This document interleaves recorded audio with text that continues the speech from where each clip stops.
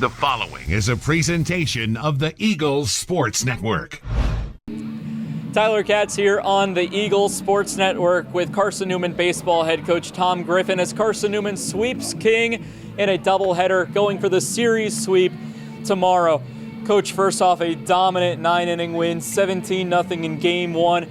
But regardless of the runs, had a star pitcher, only allowing 1 hit, 11 strikeouts in Ryan Higgins. Well, it was a great start because I'll tell you, his last outing in a scrimmage wasn't great. But we all know, listen, you only just, you take things, you learn from them, and then you move on. So the maturity he showed from the last time he threw to today, his stuff moves in and out. He's got great movement, so he's got to stay in the middle of the plate.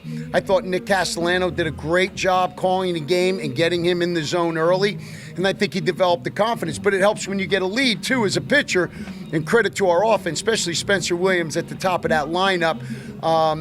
The first 2 innings, we were just finding barrels, and that happens sometimes. For King, Coach Hill, debut here. He's waited a long time for the opportunity to be a head guy here. He's put in his time. He's a really good baseball coach. They haven't had the same time outside we have. Their weather has been a little bit different, not having the turf and more of the weather up there with the snow and stuff.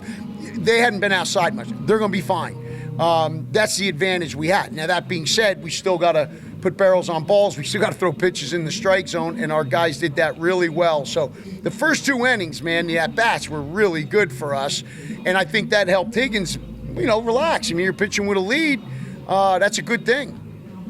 Now, you talk about that offense in the first 2 innings, 6 runs in the first, 6 runs in the second. Was there anything maybe in the scouting report that you saw from that guy, or was it just putting barrels on balls like you said? Yeah, hitting can be contagious. A guy up in front of you is barreling a ball up, and, it's contagious. It becomes like, okay, we're barreling balls up here.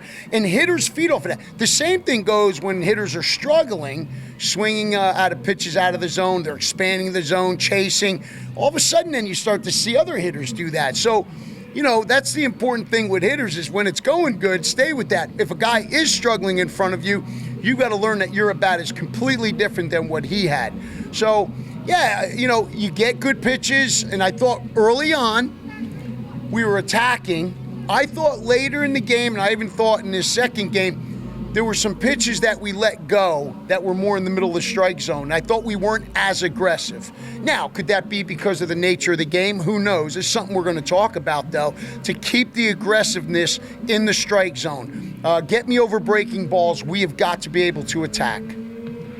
Now, heading into tomorrow, we saw some lineup changes between Game 1 and Game 2, including Nick Castellano having a defensive substitution. So what does tomorrow look like in the series finale to try to break out the brooms? Well, I think early in the year, you're wanting guys to get, one of the best things in the first game is we got to throw Braxton Roberts, who has dealt with injuries the last couple years, and a lot of kids would have quit. They would have said, I'm done, I've gotten these injuries, I've got bad luck. Because of his faith, and I think because of his teammates, he kept with it.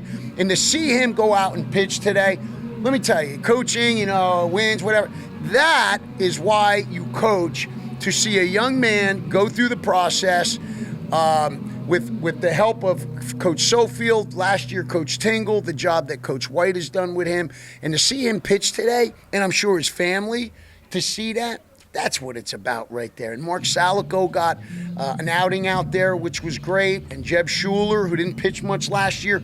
It's good to see that the work they have put in, there's some results from it. That's what's satisfying. So to see them throw, we've got some depth in the outfield, got some good depth in the infield. Even with Ryan Jenkins out, it was good to see guys get that at-bat. And it's a luxury for us to have that. And early in the year, you want guys to get out there so they can get their feet wet. So you're going to get some games like this. They're not always going to be like this. Tomorrow's going to be a battle, no question about it. When you have the opportunities to play guys, I believe you got to get them in there to see what they can do, and for themselves to see what they can do as well.